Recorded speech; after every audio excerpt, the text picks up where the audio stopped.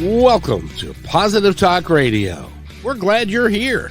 I'm Kevin McDonald, your host for this grand adventure, and I thank you for joining us. You see, our mission is to create a positive, personal connection to all things with courage and love.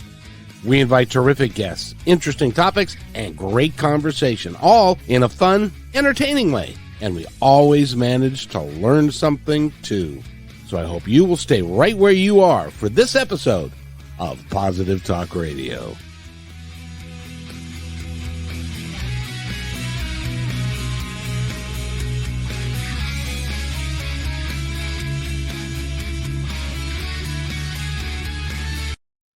Hello, everybody, and welcome to Positive Talk Radio. It's a Thursday afternoon, and I have a very wonderful experience for all of you today. By the way, her name is Eva, and she is sitting there, and we're watching the East River behind her. She's in New York City in a high-rise, and she works, and she does. She's a singer, songwriter, musician, and does some really incredible work. And she's going to be with us for as long as I can keep her. Don't know how long that is, but I'm going to do the best I can. Eva, how are you? Excuse me. I'm doing really well, actually. Really well. Thank you, Kevin. How are you doing? I'm doing really good. By the way, weren't you on Jimmy Kimmel? Or I was on Conan O'Brien. Conan, that's right. Yeah. How was that experience? Fun. So much fun. It's really fun backstage, and with the writers are really fun. Conan is great. And for me, since I'm a singer, there was no pressure for me because I was doing comedy. So for me, I just thought, man, this is a lot of fun. I'll just do it as a lark. Well, how did you end up on that show? I was getting close to Christmas. And at the time, I dated a man who loved Conan O'Brien and wanted to write comedy in his pipe dream, although he was a musician. So, I was at the gym, and there was a woman next to me who was wearing Conan O'Brien hat, Conan O'Brien jacket, Conan O'Brien pants, Conan O'Brien bag. And I said, oh my God, where did you get all that Conan O'Brien merch? I want to get it for my boyfriend for Christmas. And she said, well, I work on the show, so you can't have it. And she said, I was like, oh, that's a bummer. And she said, but what if I get tickets for you guys? You could give that to him for Christmas. And I was like, yeah, definitely. I'd love that. Thank you. And she said, here's my number. And by the way, what do you do? And I said, well, I'm an opera singer, nothing to do with what you do, but it's cool. So when I finally got around to calling her, she said, Emily, she called me back. I was like, okay. And she said, we need an opera singer on the show tomorrow. Can you do it? And I was like, okay. So I showed up, and they handed me what I had to do, which was to make up an opera song that I was the woman who went outside the range of human hearing. So I made it up, and then I did what was apparently the audition. And then they're like, okay, I like that skit. Let's go. And then everybody's like, you made it on the show. And I was like, oh, okay. I thought I was on the show, but I don't know how this works. So they're like, no, you're on. You've made the cut. So I was on the show, and then they actually invited me back a bunch, which was really cool because I guess I was fun. I sang, and I was no pressure. So I was just like, this is fun. Isn't it amazing how sometimes things in life just kind of appear?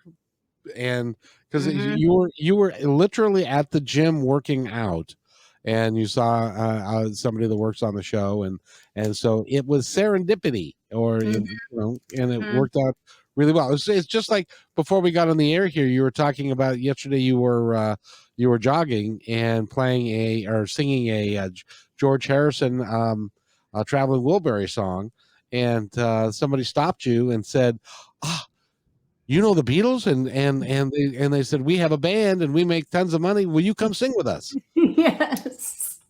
So you're not just an opera singer. No, I'm not. I'm not. Now I'm a singer-songwriter. I would say an operatic singer-songwriter. Which do you prefer? I love using my full opera voice. It's like driving a Lamborghini. But I don't get to sing roles that much that I relate to. So I'm very happy I get to write my own music, because when I started getting opportunities to do my own singing and more pop style, popular music and mainstream venues, I found out I could write. And so I found out then I had something to say. So now I really care very much about putting the energy that's coming through me into the world, which I realized was what was happening because it wasn't the career I had in mind, what I do now. So I've just been following the treasure map ever since then. What was the original career idea? I wanted to be a major opera diva, and I wanted to sing at all the great houses and sing all the great roles and have people follow me out of the theater as I left. They do that, you know. I know. Well, people that Someone are go ahead. no, someone gives an amazing performance like Birgit Nilsson or Pavarotti, people will follow them home and just continue to clap for them. It's So pretty amazing. would you rather be an opera singer or would you rather be a popular singer? I'd rather be a popular singer. Especially when you can write your own stuff. That's Yeah, pretty cool. and Where I does it like my colleagues a lot. yes. Where does it come from? The Your singing? song the no, your songwriting ability. Where does it is it see I'm firmly believe that that's the kind of comes through you. Oh, it Um, does. Yeah. so when you're songwriting, does it just kind of flow? Well, it didn't immediately. I had a producer who said to me, just keep writing. Just get a notebook and write every single thought that comes into your head into that notebook. So that's what I did, and that got the channel on, but it was still kind of, fuzzy and white noise. But then as I did that more, I got more streamlined and I could write what I wanted to say. And now, after many years, it's gotten to the point where I feel pretty good about what I'd like to say coming out. And now I can choose this is the kind of material I want to write. So that it was a whole opening up. And it was also, I moved to Sweden after I finished conservatory, and I wound up there feeling really out of my element, but in a really good way, because I had no friends, nobody knew who I was, no one had any reason to like me unless they just liked my vibe and thought they wanted to hang out with me. And I made some amazing friends that way. And I was so out of my comfort zone that I had nothing but ideas start pouring through me because I could be anyone I wanted to be. I wasn't Right. who the northeast coast of the States thought I was. I was whoever I felt was authentic. So I started exploring that. And that's been amazing, actually. Oh, that's Also awesome. hard, really hard. Well, there's a singer-songwriter out of Sweden. Her name is Fia. I don't know if you've Oh, run across her, but she's no, I been on the haven't. show a couple of times. And Oh, cool. she's got a country music style vibe to her, and she's kind of likes spiritual content and stuff. But she's Nice. growing her brand to a great degree as well. So Oh, I uh, check her it's out. cool. Yeah, but you also have a YouTube channel. What's your YouTube channel? It's It's not Eva Voice. So IVA Voice, like singing voice. awesome. Everything is Eva Voice. My website, my Instagram, my YouTube. That's where people can find me. Which is awesome. Do you have a record contract? Are you trying to get one? I like owning my own masters because I want to write what I want to write. And I've had the luxury of, because I work as a classical singer as well, not having to have money from a record label to make my music.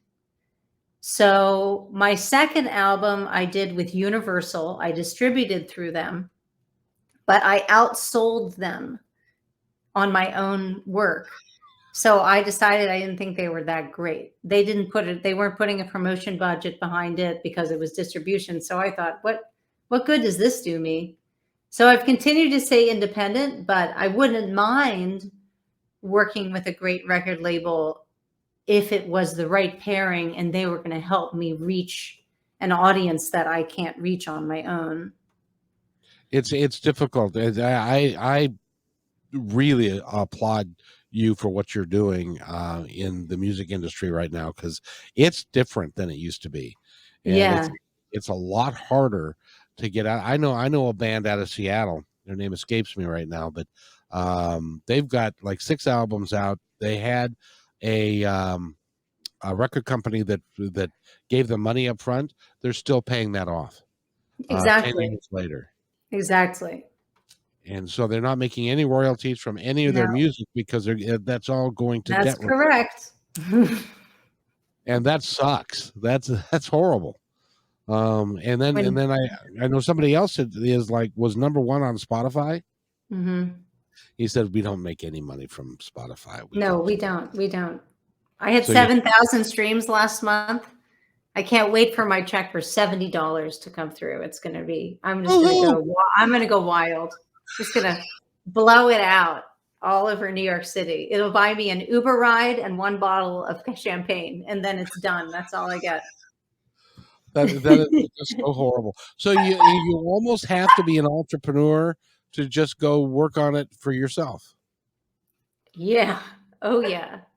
But By the I way, don't really consider myself an entrepreneur. I am, like, compelled to do this, and I do not know why. I just do it no matter what.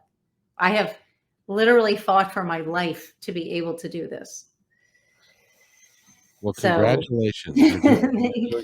By the way, who's that little fellow that's talking in the background? Max, come here, Max. Come here. Come, Max. This is my dog, Moxie. Max, come here. Moxie. Okay, before I tell you what she is, guess how big she is. How big do you think she is? By her Um, bark. by her bark, I'd say very small, like 3 or 4 pounds, 5 pounds, six Oh, well, pounds. now she's gonna think she's fat. She's 8 pounds. She's 8 pounds. No, no. Oh, she's You're on the adorable. radio. You're on the radio. Yeah. Yes, I love you, mommy. She's such a good girl. She's in her pillow palace over here, which is like I have all these pillows on my bed, and she just lies there all day, like. Now, what floor are you on? Do you have to go down the elevator and take her Yeah, outside? I'm on 12. Oh, jeez. Oh yeah, yeah, whether or not that happens late at night, she can use a wee wee pad in the apartment. Sometimes she uses my rug, but I'm like, it's 10 p.m. It's freezing. Do I want to go out there? Sorry, Mox. No, you can use the rug. Well, it is what it is, and but I but know. it sounds like she's a great companion. She is. She is the best. She's a Velcro doggy. So she likes to be very close, which is what I wanted. Yes, Mox.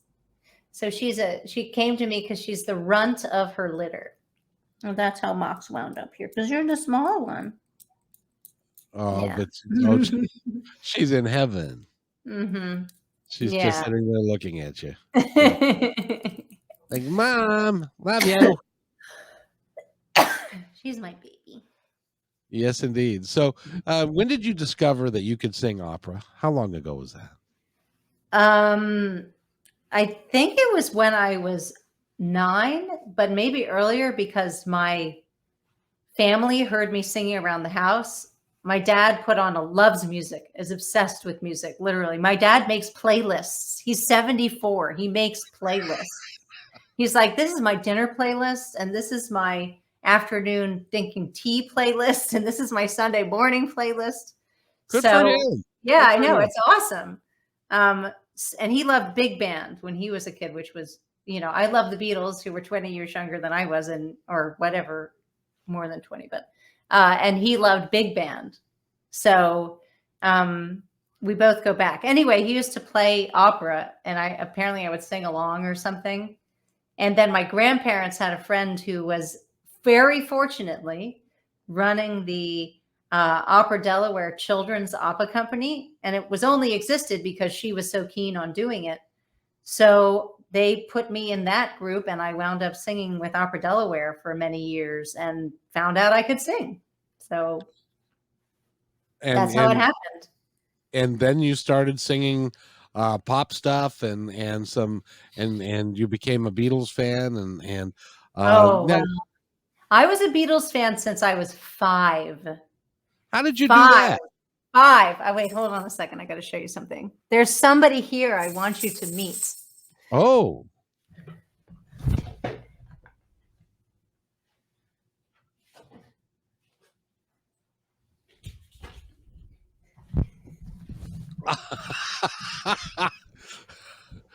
It's Sir Paul. Isn't that cool? That is really cool. I Now, did found you it in a paint? coffee shop in Nashville. I did not paint it. A girl named Lane Sasser painted it. Well, that looks like when he was right after he left the Beatles, and Yeah. he was in Scotland with Linda, Yes. and he grew a long beard, and that's when they became vegetarian, and all of that was in there. And she, I was watching a documentary, and she said that they lived with 3 kids in a two-bedroom house that had no hot running water, and she said it was Whoa. the best time of her life. Ah, that's cool. Going rustic. Yes, indeed. So, like I said, the Beatles' music and all the things that they did has been so timeless because I was just thinking about that the other day that was 60 years ago Yeah. that the Beatles were singing and playing and that music still holds up really well today. Oh, yeah. So when I was 5, my dad brought home Hard Day's Night for us to watch, Oh, and yes. I lost it. I was obsessed. We bought it. I watched it every morning before school. I'd get up early, like at 5 a.m., so I could watch Hard Day's Night before going to school. I would sing along with everything. And my dad had all the Beatles LPs, so he let me put them on. And then one of my friends from Opera Delaware would come over. We learned all the harmonies. Our next door neighbors and us, we memorized the entire movie and we would act it out.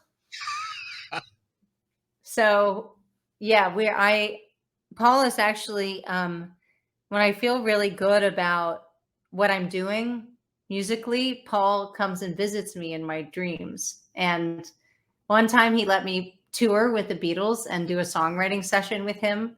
And then another time, what did he do? I think he came to one of my shows and he like showed me around and introduced me to a bunch of people and we made out, which is pretty great. So Was that a dream or that was was a that dream. real? That was a Ah, dream. oh, But very, yeah, very. he visits me sometimes. So, does this ring a bell? He's very clean. Yeah, I just said that line this morning Oh, because did I you? wrote one of my friends, I'm going to South by Southwest, and I wrote her a message because she lives in Austin, and I said, "Don't breathe on me, Adrian." Do you remember that scene with the shirts with Oh, George? yeah. Oh, yes. She's She's a very drag. clean. She's a well-known drag. Yeah, exactly. Exactly. The boys tone down the sound on her and say rude things.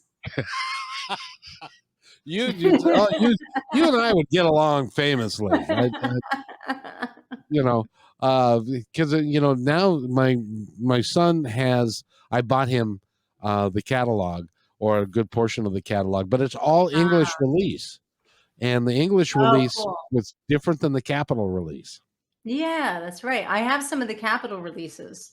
What I call that are totally have different songs put on them. Yes, They they like do, and it's yeah, it's cool. so it's great fun. You've also got a single that's out right now, don't you? Well, I have a song called Immense Tenderness out, which is a single from my album Traitor.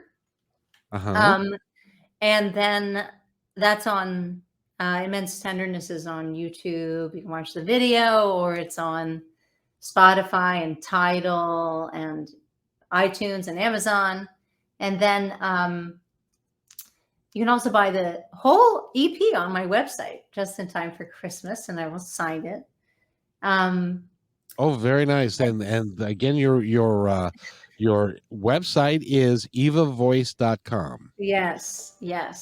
Go there. So you'll actually, if they buy it off your website, you'll sign it and send it to them. I absolutely will. That is awesome. That is absolutely awesome. Well, now you've got a guitar in front of you, and I can't let it go much farther without hearing your lovely voice. Thank so what you. would you like to sing? I thought I have a couple songs for today, but I thought I'd play something really upbeat to start, which is, I think, something we all need to hear coming into and out of the pandemic and back into and whatever we're doing. I don't know. So I just want it to be over, please. I know. I was exposed twice this week, and there's an urgent care in my building, and normally there's 2 people there. I went in yesterday. There was like 20 people in the waiting room, and I was like, whoa, I'm not going in there. I don't want to. I'm going to get COVID trying to get my COVID test. This new variant apparently is much more contagious than the other variants. It may not be as desperate for some, but people are getting sick.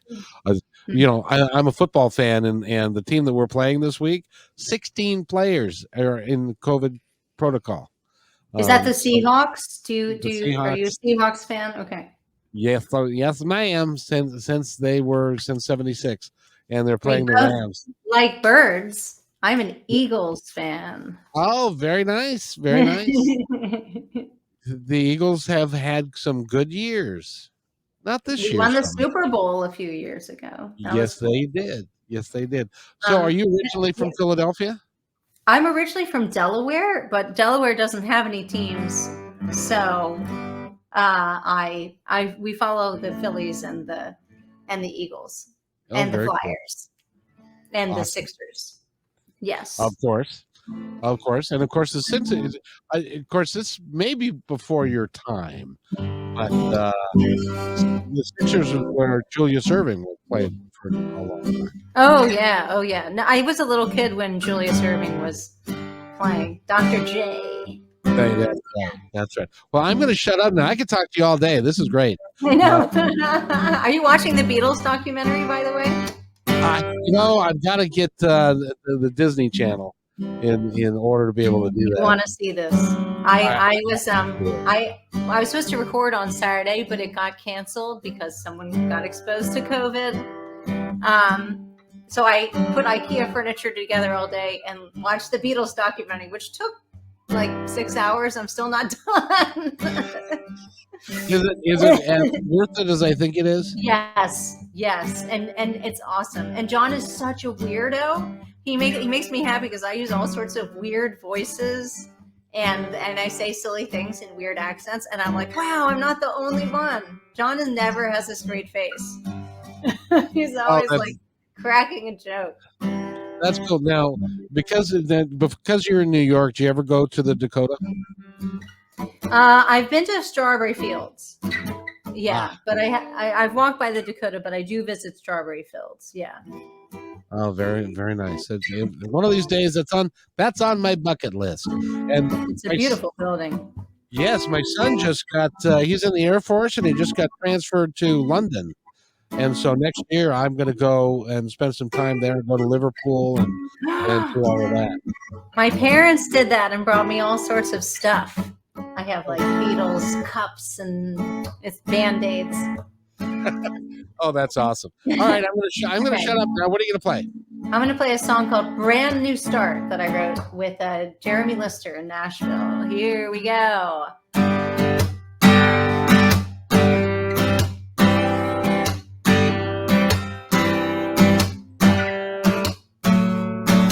I'm all right. I'm okay. I ain't gonna worry about yesterday. I made mistakes. I can't can erase. But I ain't gonna let it get in the way. I finally had enough of putting myself down. I finally found someone to be myself around.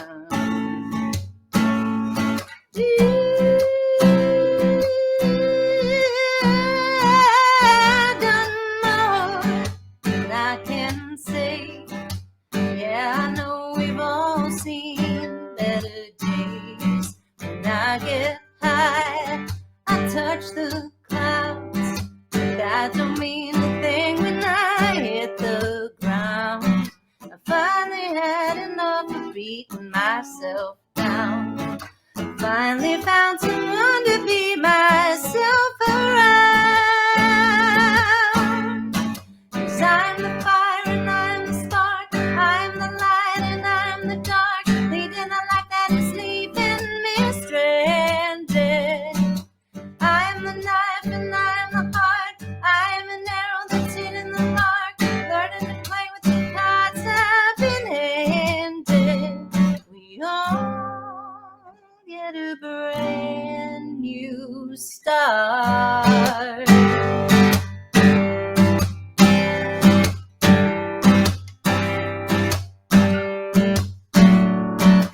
I'm alright, I'm okay. I ain't gonna worry about yesterday. I made mistakes I can't erase, but I ain't gonna let it get in the way. Finally had enough of beating myself down. I finally found someone to be myself around. 'Cause I'm the fire and I'm the spark. I'm the light and I'm the dark. Leading a life that is leaving me stranded.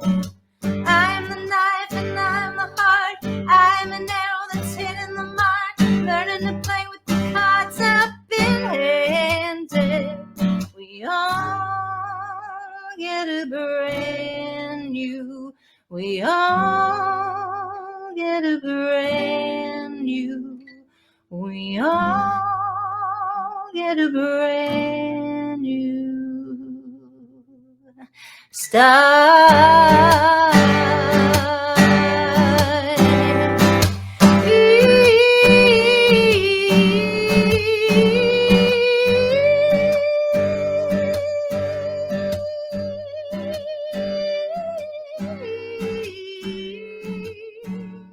We all get a brand new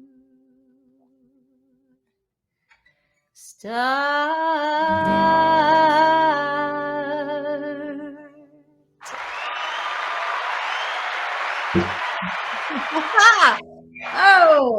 Oh, thank you. That was beautiful. That Thank was beautiful. What kind of a range do you have? I used to be a high coloratura soprano, but because I've done so much belting, now I have a lyric soprano range, and because I'm older, I have a lyric soprano voice. So I guess my range is like 3.5 octaves. Which is huge. I mean, not my business, but I guess so.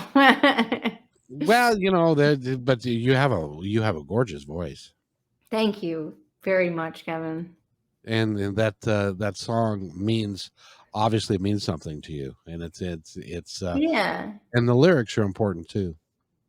Yeah, well, I was meeting up with this guy named Jeremy Lister, who's a great songwriter down in Nashville. And he and I were both talking about our time in 12-step programs.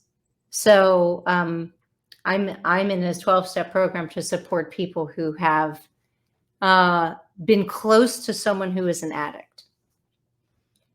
So I had someone in my life who was an addict, and I went to this group to get support for it. And he had dealt with a similar thing. And so I said, let's write a song about I just wanted to start with, I'm all right, I'm okay. And he was like, okay, I can roll with that. I can roll with that. So we wrote about, the getting to start over again one day at a time. Exactly. Now, you were you were in a 12-step program to be in support of somebody else, or Was in that support of myself to handle what I am going through while being close to someone who is an addict. that's a complicated situation right there. Yeah. And Um, yeah, because you would need a lot of support when you're going through that. I can't imagine. No, was it a he or a she? It was a he. And was he addicted to drugs or alcohol, or what was his? Alcohol. And it was how's he doing today? Um, we're on decent terms, and I think he's doing pretty well. I think he cut back a lot on his drinking. And I don't know if he is actually getting formal help for it or not, like from an official group. But the last few times I've seen him, he's looked pretty good. He's looked well. Oh, And my that's friends who know him said he had cut back. So at least that's good. my brother, who he had he had one of those things that he didn't have an off switch. So Yeah. he just continued to drink until he literally would pass out. hmm And that's a terrible life to have. I And know. that's no fun at all. Well, I'm glad It's he's at least very hard cutting to back. watch when you love that person. It's very hard to watch. I'm sure you feel the same thing. Just broke. Yeah, I have a song about that. I'm going to play a song about it, but it really broke my heart in a whole new way. Because the issue wasn't between me and him. The issue was between me and his addiction. his addiction took hold to the point where you were competing with Yeah, his it was the addiction. boss. It was the boss. It made all I the mean, calls as to where he could go, what he could do, and so that he could fit in that instead of the people in his life. That is so sad. But you, but the addiction problem wasn't yours. no, Thank God. I'm very lucky. I mean, not that I don't have my vices. I am not a perfect person at Of course, all. we all do. But I have not had that problem. I am able to stop. So, uh, I and I so I haven't had to get help for that, but I get help for other things that trouble me. Well, the human condition is such that we all have got things that came to us from our youth when we were little that we are having to battle as adults because Mhm. we were told stories when we were kids that were just not true. That's right. But we have taken them in some cases the stories, it really pisses me off because in some cases the stories were created by a 6-year-old when you were a 6-year-old, and you took it to heart like they knew what they were talking about. They were friggin' 6 years old. What do they That's know? I know. Um, Yeah. and so getting out of that so that you can live your life to your fullest and reach your fullest potential. And talking to somebody like you is just remarkable because you're doing so well. Thank you. Thank you. I am doing really well today, and that is thanks to a lot of people who helped me. Before, I also had a partner who was abusive, and that took a great toll on me. And I'm not saying I was perfect, but I was not terrorizing him. He was terrorizing him. He was me. He was saying horrific things to me on a regular basis for years. He even put his hands on me a few times. So it's that was really hard. Um, and so, but fortunately, I am a person who wants to wake up. So not everybody does, but I do. So if I have a blonde spot, if I have a blonde spot, I want to find it. If I have a blind spot, I want to know where it is and I want to handle it. Not that it can happen overnight. Sometimes I'm like, come on, this is done. I found it. We're through. My therapist has to say, this is going to be with you for the rest of your life. Like, what? It's, you know, especially the abuse and that sort of thing. That's hard. I don't personally understand why people do that. It's a pathology. Well, I found out, if you want to know something, do you want to know something about it? This is goes deep, but Yeah, please. it's very interesting. So I don't know completely. We haven't gotten all the way into it, but I have learned a lot about shame. And shame is when we're very interested in something and then it stops abruptly. So you could feel shame about the fact that you were at the drive-in having the best view of the movie and then someone came and parked in front of you. Or you could have the shame about the fact that you said, I want to go play in the park. And your mom said, no, you can't play in the park. So, or you were playing in the park and she said, we got to get out of here now. Off we go. And so when you feel shame, there's a compass of reactions. A compass meaning like you can be anywhere on the map at any time. So where people go to is they attack they attack themselves, they withdraw, or they aggrandize themselves. I think I am the best person on the whole planet and I'm the best at this. And so people who are shame avoidant, meaning they don't want to feel any of their shame, and they don't want to, because shame teaches you things you need to learn. But some people don't want to feel the shame and they don't want to learn from what the shame tells them. So they are perpetually in the compass. They're either attacking attacking self, withdrawing, or aggrandizing. So he was perpetually in attack other, perpetually. And it was me. I was the person to be attacked. So if I said anything, it was me who was going to get nailed. And he didn't care at all about what I wanted or needed. Because he was shame avoidant, he only knew how to care for that compass and himself. So he didn't care if I had a concert on Saturday night because he has his big event and I have to be there. Well, I know I can't be there because I have a concert that night. This would drive him batshit. Excuse me. I was just like, what is the big deal? I'm a singer. What did you think I was going to do on Saturday night? I didn't know this party was happening 3 months ago. So, it was, and I understand now because I was really upset with myself for a while for not leaving sooner.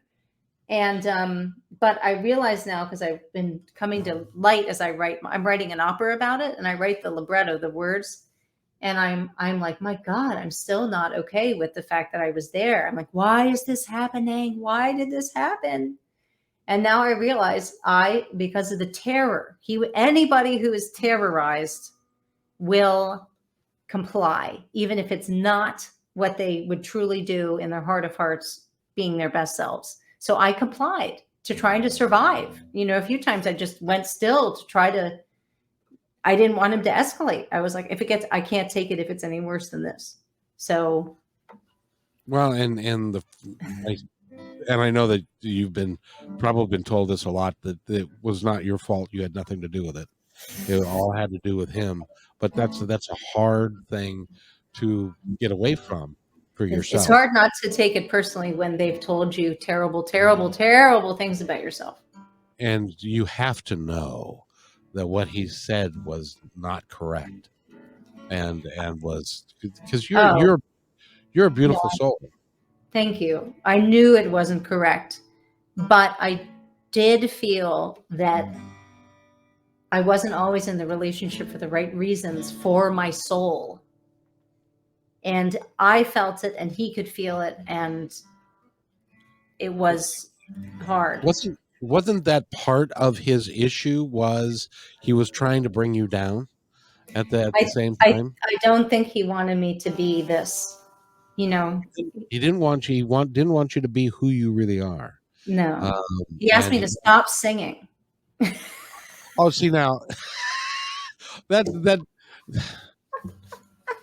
I was like, who are you going to date? Why don't you just buy a robot? Like, get a blow up doll. Because I am not, if I don't sing, there's nothing left. Like, there's no light in these eyes. There's nobody home if nobody's singing.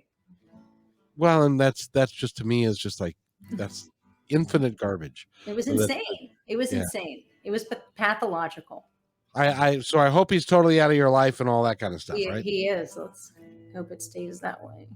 Yeah. Well, just take care of yourself and be careful. Thank you. That's really important. By the way, and I know we're going to play one more song and then we have to wrap this up, but Okay. I've had the best time talking to you. Oh, I've had the best time talking to you, Kevin. Thank you. You are so fun. Will you come back and can we do more?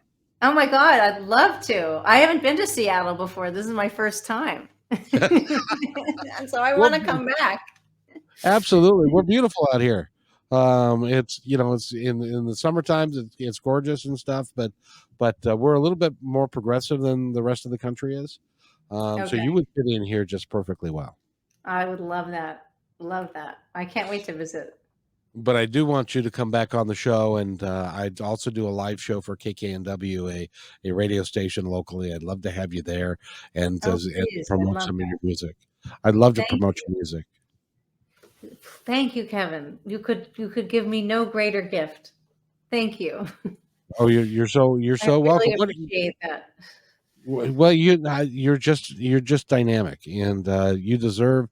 There's a reason why Fallon put you on his show and had you back, because you are dynamic, and you're going to be really, really, really popular. I think. I hope. Thank you. Well, I hope so. I just want to reach a lot of people. I mean, I had a hard number of years, so I really feel like I'm coming out of this dark night of the soul now, and I'm like taking wings to, like, here we go. So fly, baby, fly. I'm ready to fly. Awesome. What are you going to sing? This one is called Nobody's Woman.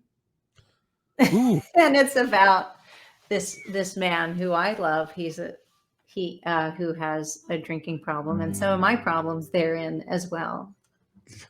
Dear.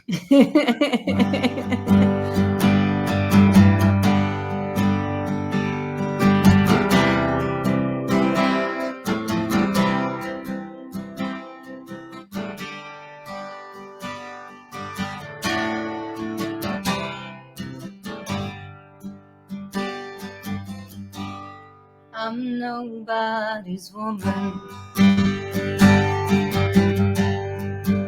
Everyone's man. With a drink in your hand. I don't understand. You brought us to ruin. Wrecked all our plans. Now I'm nobody's woman. You're everyone's man.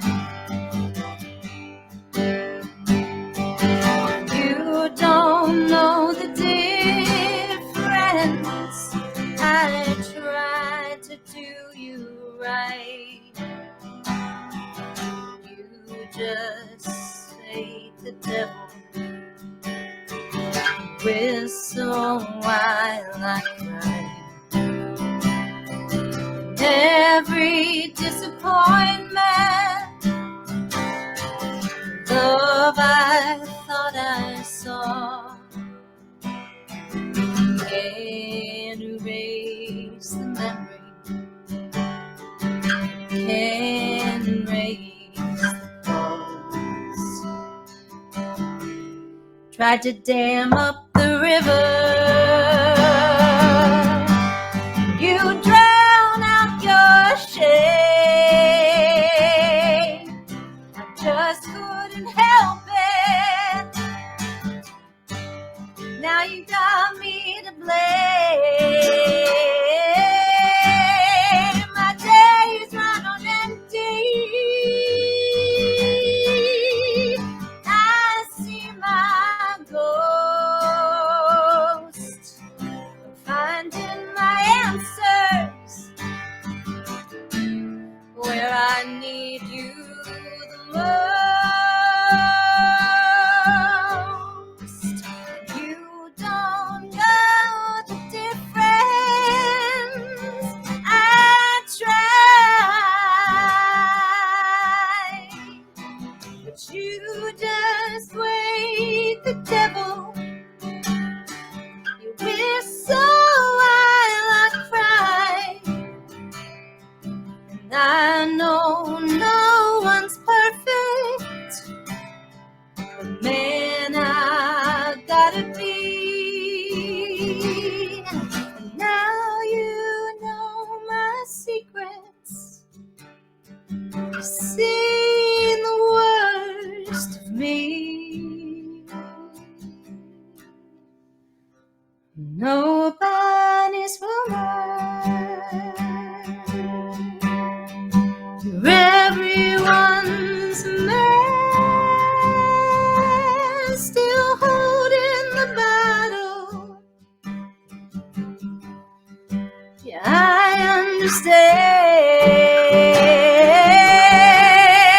You know that I love you, but I need to breathe. I hope that I see you get the answers you need.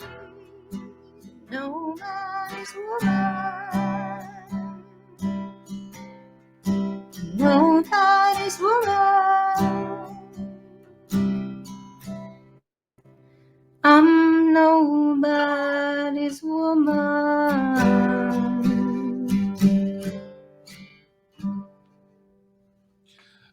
And that is Eva. Go to evavoice.com. That was, I got to do that. It's just, Thank you, Kevin. Thank you. that song, I could tell, means a ton to you.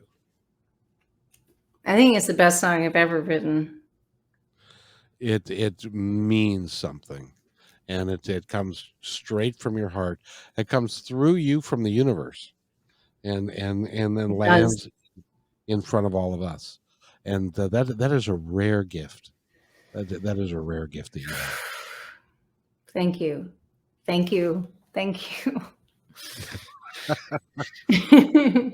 And I really hope that well, no, I'm not going to say that. I really know that you're going to do extraordinarily well. And obviously you've done think about how many people would say, if you were to write a book and say, I was at the gym one day and I was talking to somebody who was wearing merch from Fallon Show, and suddenly the next day or the next week I was on the show, they'd go, "No, that doesn't happen." Do you want to know one of the craziest ones that's ever happened to me? Yes, please. I had a Fulbright scholarship to go to Stockholm, so I had a paid year there, and that was amazing. Oh, wow. And then I decided to stay. And all of a sudden I had a blank slate, and I am freaking out because I'm an achiever. And I'm like, I don't know what to do with my day. It's very hard. So one day I was like, I'm going to go to the park and I'm going to wear all white. That was the whole plan for the day. It's like, okay, so I got all my white on. I don't know why I thought I had to wear all white, but I went to the park in all white, and everybody's lying there laying out and doing all sorts of stuff, except one other guy who's also wearing all white and has a sign that says free healings. So I'm like, what a weirdo. Oh my God, who's that? And then I'm like, oh shit. Okay. Yeah, that's my weirdo. Okay. And so I went over and we did a free healing. And then he said, I'm actually a musician and I have a song I'd like you to help me finish. And I did. And that was a song called All That We Are, which is this gorgeous song. You can hear it on Spotify. And then he said, but you shouldn't work with me. You should work with these amazing producers down the hall. And I met them and they asked me to do a full album with them. So that was just, I mean, it was an all in Ingmar Bergman's film studio. So it was just some awesome angel just like has me in a little sling and is like, let's go here. Let's go here. Oh, you don't want to go there? Okay, we'll put you over the burning fire for a little while. Oh, you don't like this now? Okay. Oh, now you're going to go here and here and here. Yeah. It's what I call that we're not allowed to have the 50,000-foot view. Oh, interesting. The 50,000-foot view is what are the other side and the people that are looking out after us. They get to have that view, so they see where we've been, where we're going, and our job is to trust that they have our best intentions at heart, and to keep putting one step in front of the other, because all we can see is a tree behind us and the tree in front of us. They get to see the path to where we're going and where we get to where the meadow is and where the lake is and where we will be happy. And so all we're doing is trusting that, putting one foot in front of the other and continuing to go, that they're going to help us get there and they're going to lead us the right way. And occasionally when we step off in going in the wrong direction, they give us a sign that maybe we should not do that anymore. That's And so right. we go back to where we're supposed to be. So it really is cool. So we actually have a comment that OFYI. You are, I'm not exactly sure what that means, but VOH? I don't know what that means. FYI. Ruby, what does that mean? You've got to share with us. So Vo. I'm not sure what Vo is. Voice of heaven. That's what I'm going to say it is. Voice of heaven. Okay, we'll buy that for $1. It might be vicious over hell, but we'll say it's voice of heaven. No, I think voice of heaven. I think voice of heaven is that's the story that I'm going to. Thank you for that message, Ruby. That was awesome, Ruby. Thank you. And we've had a wonderful time here. I'm going to get in contact with your people who can talk to my people, and we're going to book you again because I would like to follow you. Thank you, Kevin. Thank you. It would be my talk to Rachel Dare. She's the best, and Courtney Lopez. They will help you. I will talk to them, and we'll get you back on. Now, what I like to do at the end of every show is to give my guests the opportunity to say anything to our audience now and in the future that you'd like them to know. Okay. There is a realization that I made this past 2 weeks, which was that compassion is not only for other people. Compassion is universal. Compassion is for ourselves. So if you're anything like me and you like to tell yourself that what you're doing is not good enough a lot of the time, or you get upset with yourself for having feelings that are uncomfortable, remember, you don't need to snap out of it. You need to give yourself a big hug inside and a lot of compassion and say, it's okay. It's okay that you're flipping out that he hasn't texted you for 2 hours. It's okay. Exactly. So, and you're okay for flipping out about that. Let's find out why you are. So, yeah, everybody just please remember that I love you and I love me, and what's within me is within you. So we'll be a better world the more we do that. Because we are all one. That's right. Thank you. I can't think of a better way to leave it than Thank that. you, Kevin. If you'll stay right there for a second, I got to do this. I'll be right back. Okay.